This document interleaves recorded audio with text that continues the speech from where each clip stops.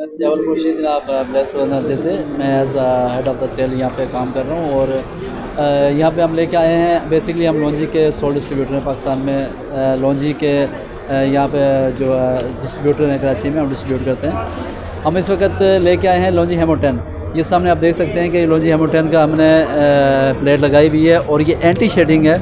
इसमें अगर कैमरा आपको बाई नीचे दिखा सकते हैं तो देखें कि इसकी एफिशिएंसी और प्रोडक्शन बाकी दूसरे पैनल के मुकाबले बहुत अच्छी है और बहुत ही बेहतरीन कारकर्दगी है इसकी। और ये है भी एंटी मतलब एंटी शेड और एंटी डस्ट है। इस तरह हमारे पास सारे प्रोडक्ट लॉन्ची के तमाम प्रोडक्ट की पूरी जो है ना वो रेंज मौजूद है। इस तरह हम EPC भी हैं, EPC भी करके देते हैं, इंस्टॉलेशन वगैरह का सर्विस भी देते हैं। हमारा जो ऑफिस है वो DHA फेज़ 7 जामे कमर्शियल में है। मज़ीद हमारी कॉन्टैक्ट डिटेल आपको लॉन्जी की वेबसाइट से भी मिल सकती है। Thank you so much.